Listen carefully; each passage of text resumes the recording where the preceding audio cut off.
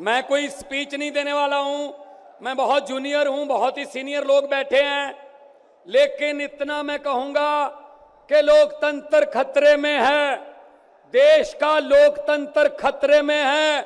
इनको ये लगता है कि ऐसे हम चला लेंगे, डंडे से चला लेंगे। ये देश किसी के बाप की जागीर नहीं है, ये 140 करोड़ लोगों का देश है। ये आजादी हमें शहीद आजम भगत सिंह, राजगुरु सुखदेव, मदन लाल ढींगरा, करतार सिंह सराबा, चंद्रशेखर आजाद जैसे हजारों योद्धाओं ने अपनी जवानी में गले में फांसी के रस्से लटका के ये आजादी हमें दी है। ये इनके किसी बाप दादे की जागीर नहीं है। क्या समझते हैं ये? इसको भी अंदर कर दो, इसको भी अंदर कर दो। जो अस्पताल बनाता उसको अंदर कर दो, जो स्कूल बनाता उसको अंदर कर दो, कांग्रेस पार्टी के खाते फ्रीज कर दो, किसी के नेता फ्रीज कर दो। ऐसे जीत लोगे? हम वो पत्ते नहीं हैं, हम वो पत्ते नहीं हैं जो शाख से टूट कर गिर जाएंगे। आंधियों को कह दो अपनी औकात में रहें। समझते क्या है ये? अरविंद केजरीवाल को अंदर कर दो, हेमंत सोरेन को अंदर कर दो, इसके घर ईडी भेज दो, इसके घर इसकी एमपीशिप कैंसिल कर दो, इसका घर छीन लो। अरे मालिक तुम हो, इन घरों के मालिक तुम हो। इन घरों की मालिक 140 करोड़ जनता है।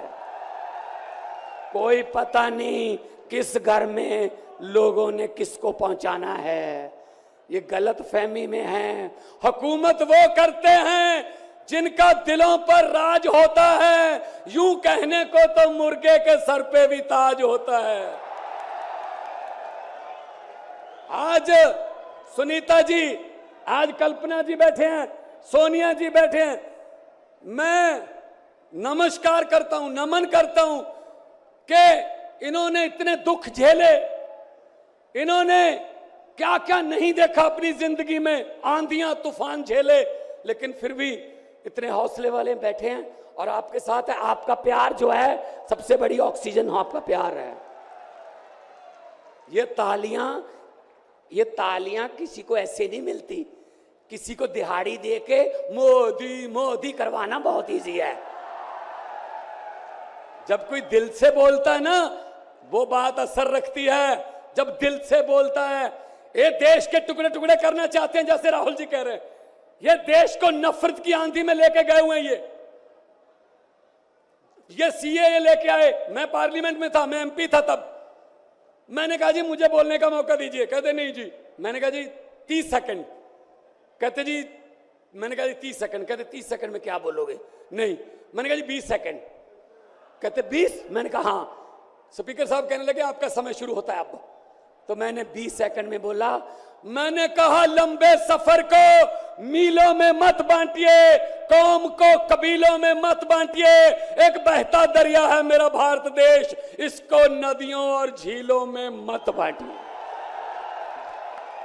अरविंद केजरीवाल को तो गिरफ्तार कर लोगे, लेकिन उसकी सोच को कैसे गिरफ्तार करोगे? जो लाखों अरविंद केजरीवाल देश में पैदा हो चुके हैं, उनको किस जेल में कैद करोगे? अरविंद केजरीवाल एक व्यक्ति नहीं है, अरविंद केजरीवाल एक सोच का नाम है। इंडिया गठजोड़ इकट्ठे हैं, सब इकट्ठे हैं। आज सभी के, मेरे ख्याल में कईयों के तो कैमरे भी कांपने लग गए होंगे, ये इकट्ठे कैसे बैठ गए? ये चाहते नहीं हम इकट्ठे बैठे, कभी ये इधर से कभी इधर से, कोई अफवाह। लेकिन मैं ये कहना चाहता हूं सबको कि आओ इकट्ठे हो जाएं और इन भ्रष्टाचारियों को कह दो, भगवंत मान ने बोला था, इन भ्रष्टाचारियों को कह दो कि जितने मर्जी इकट्ठे कर लो पैसे, हीरे, मोती, मगर ख्याल इतना रहे कफन पे जेब नहीं होती। कोई पैसा साथ नहीं जाएगा। लूट लो देश को, कितना लूटना है। गरीबों की बद्दुआएं ना लो, गरीबों की बद्दुआएं ना लो। हर बात पे झूठ चल रहा है, हर बात पे जुमला चल रहा है, झूठ पे झूठ, जुमले पे जुमला। अभी जुमले बनाने वाली फैक्ट्रियां चल रही हैं। अभी आने वाले दिनों में आपके पास नए नए जुमले आएंगे। यकीन मत करना, मैंने तो पार्लियामेंट में बोल दिया था, मैंने कहा जी 15 लाख की रकम लिखता हूं तो कलम रुक जाती है, 15 लाख की रकम लिखता हूं तो कलम रुक जाती है, काले धन के बारे में सोचता हूं तो स्याही सूख जाती है, हर बात ही जुमला निकली। मोदी जी अब तो ये भी शक है, क्या चाय बनानी आती है? मुझे लगता चाय भी नहीं बनानी आती होगी, जिस किस्म का झूठ चल रहा है। दोनों हाथ ऊपर खड़े करके 2 नारे लगा दीजिए, इनकलाब, इनकलाब, भारत माता की, वंदे, बोले सोनिहाल।